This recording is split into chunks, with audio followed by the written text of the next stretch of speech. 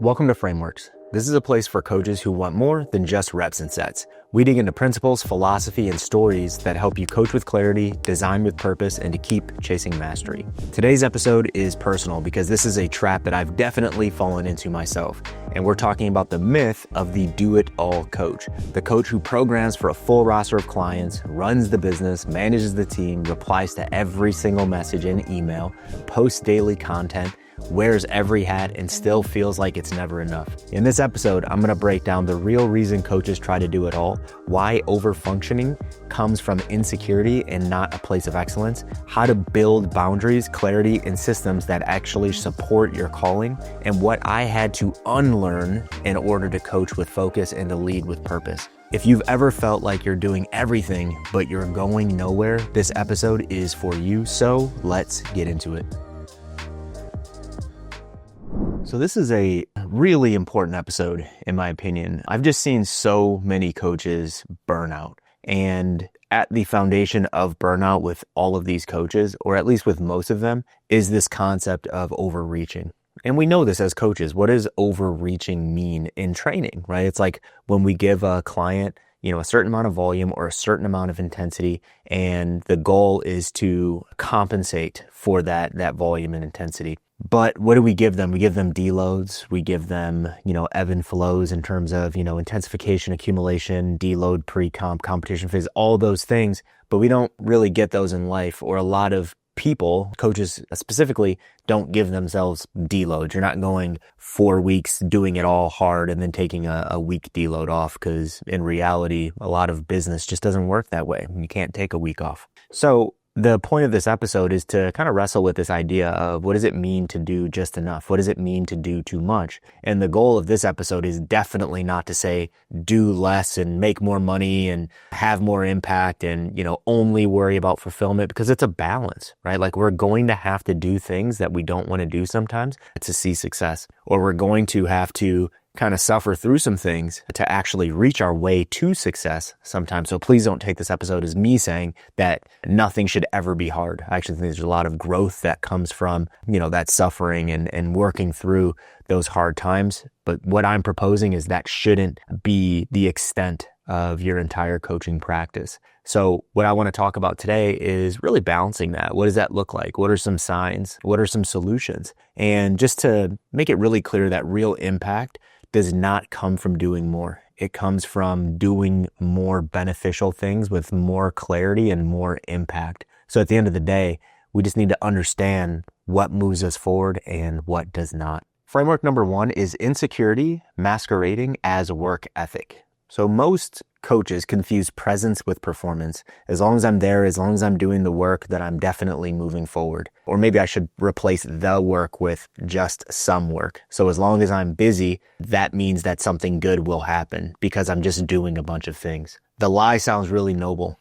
If I don't do it all, I'm not valuable. But behind this, and in my opinion, sits fear of being replaceable, fear of feeling or being irrelevant, or fear of not being good enough. So I used to say yes to every opportunity, every client, every idea. And it kind of looked like a hustle, like I was just like doing a bunch of things. And looking back in retrospect, I think that I said yes to so many things because in my mind, and I didn't really think this through. This is again, in retrospect, in my mind, I was like, if I do all the things, some of the things that I do have to be right and would move me forward. And, I'm not sitting in a place of regret, right? Like there was a lot of things I should have said no to. There's a lot of things that I wasted a lot of time, energy, and effort on, but who knows, maybe, those tribulations actually what allowed me to, see the light at the end of the tunnel. So I don't know. But what I do know is that I just almost blindly said yes to everything. And a lot of those things that I said yes to were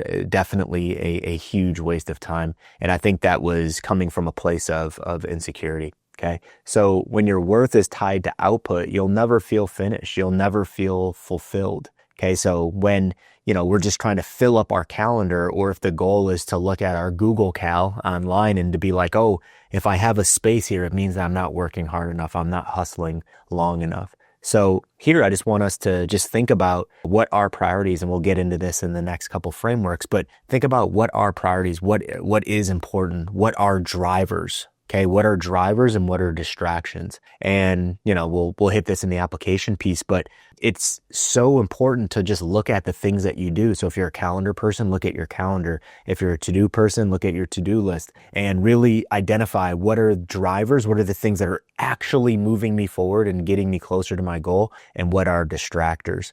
And then what we have to do is we have to be, smart enough, and we have to have enough courage to actually stop doing the things that we've deemed to be distractors. Number 2, you have no operating system. Most coaches have goals, but you have no system, or you have no way that you're going to get to those goals. And you don't have any checks and balances that let you know, are you on your way to reaching those goals? A lot of coaches wake up each day reacting instead of executing. Okay. Without a clear framework here, busyness just becomes almost like a drug. It feels productive, but it only scatters your energy. Okay. So imagine doing 10 things at 70% versus 3 things at 100%.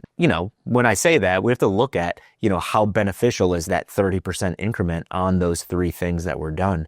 If they're drivers and they're things that are actually going to get you closer to your goal, I'm going to stick my neck out there and say that it's absolutely worth it to do 7 less things and to do 100% on the things that are driving you and moving you forward. Okay, so this builds a ton of momentum. And when you start to do the 10 things at 70, not only are the 3 things that could have been at 100 not as good, but you're just going to get burned out because you're doing so many things. And you're probably going to be frustrated because you're going to know in your head that you're doing all of these things, but you're not doing any of them well.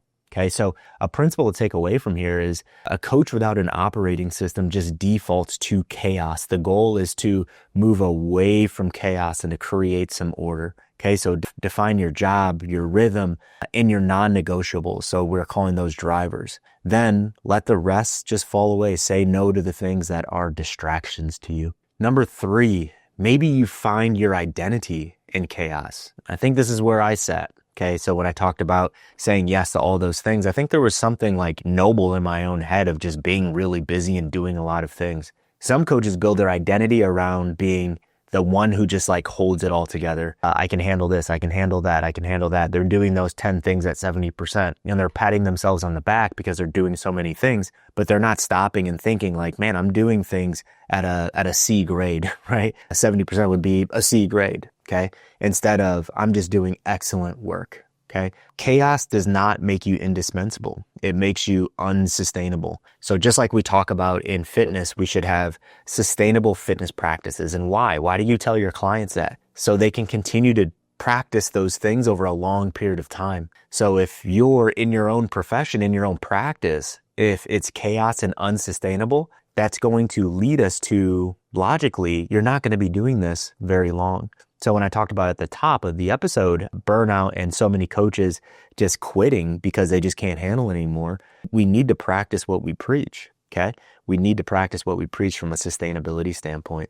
If your business falls apart when you take a day off, you don't have a business, you have essentially a hostage situation at the end of the day. So the goal is to build something that runs without needing you every second of the operation. So you can do your highest value work within it. And you hear this a lot where someone's like, I feel like I'm just, working in my business, not on my business. This is quite literally what I mean by this, right? Like you're just constantly just like, chasing your tail or spinning your wheels or whatever you want to put there. You're just like, you can't get ahead. Okay.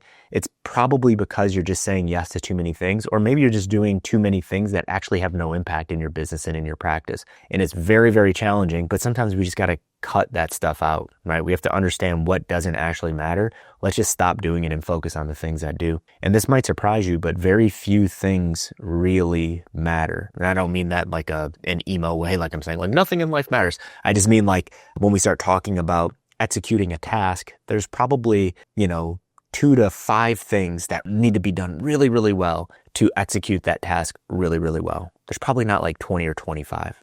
Okay, so a principle from this is freedom and focus are the marks of mastery, right? Are you building in freedom? Are you building in focus as you're progressing upon your coaching journey? So how can we shift from chaos to order? Number 1, audit your energy, track what drains you, but also track what drives you.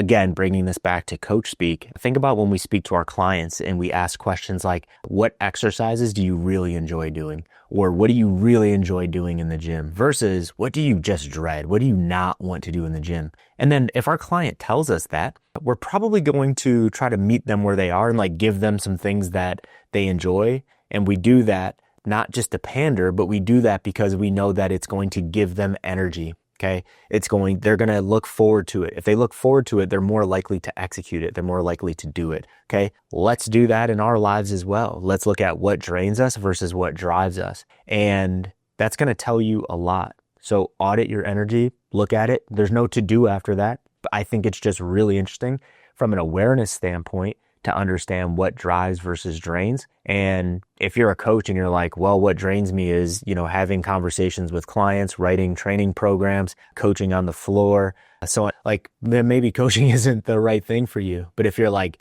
dude, I love writing training programs. I love communicating with my clients. What really drains me is admin work and this and that. It's like, okay, try to pass that stuff off though. But you need to earn the right to pass anything off in your business, right? Like you need to reach a level of success so that you can bring someone on to handle those things. So like I said a few minutes ago, sometimes you just have to deal with the pain, understanding that it's temporary, and you just got to, put your head down and do those things for a little bit with the expectation that you're eventually going to pass them off. Next, you have to name your lane. What are 2 to 3 activities that directly move your mission forward? This one's important. So these are drivers. What are your drivers? Always understand what your drivers are in any given time. So I want to be really specific here. Sit down every Monday morning. The very first thing that you do, write down your goal, right? Understand that. This is a bigger conversation, but understand what your goal is, your aim, where you're trying to go. And then for that week and that week only, write down your 2 to 3 drivers, the things that you need to get done this week. Okay. And then hold yourself accountable and get those things done. If you do that over a long period of time, there's no way you're going to fail, right? If you're like, as long as you're predicting those drivers actually being the things that you need to do, there's no way you're going to fail because you're constantly moving forward and closer to your goal objectively. Number 3, build a system. You have to build a system. What is your system of program design? What is your system of consultation? What is your system of admin work? What is your system of taking time off, right? Relaxing, letting your brain go, creating some time where you can actually be creative. Think about your goals, think about where you want to go. But without any of that, you're not going to be able to move forward. Okay. So you have to build a system, and within that system, you actually have to plan time away, time outside of the day to day. Okay. And then this one, the 4th piece, this is only relevant if it's more than just you, but if you have anyone outside of yourself, trust your team. Okay. Delegate. Okay. When we have a team, and especially if you're leading that team, delegation is an act of leadership, not of laziness. Empower the person that should be doing X to actually be able to do X, assuming they can do X really well. Okay. If you can do these things, you become the calm center of your business, not the bottleneck. Even if you're a one-man or one-woman show, you need to be the calm center of your business, because the center of your business, if it's you still, and you don't have any other team members, it's still all of your client load, your roster, right? Like you're still the center of that. So organize 1 through 4, audit your energy, name your lane or understand your drivers, build your systems, and trust your team if you have them. And then you'll be that calm center. Okay, guys, I hope you enjoyed this conversation. I think that this is something that we need to continue to wrestle with, and we'll definitely have more conversations around, productivity and how we spend our time and how we are identifying what our aim is. I'll probably do another one on productivity because my mindset around productivity has changed quite a bit over the last couple years. I'll give you guys a little teaser. I think productivity and like really focusing hard on productivity is a scam. I know that's going to need an episode, and you're going to need some specificity around that. So I'll put something together and we'll talk about that soon. But thanks, guys. If you listen to this on any podcast platform or watched it on YouTube or Spotify, I really appreciate it. Just like, comment, do all the things. But what I really want you to do is to share it with at least one person that you think might find this beneficial. If you have a coach that's trying to do it all, or if you know a coach that's trying to do it all, and maybe they just need to hear a different perspective, maybe they would appreciate this conversation. So if you could just do that, I would really appreciate it. And I will see you next time.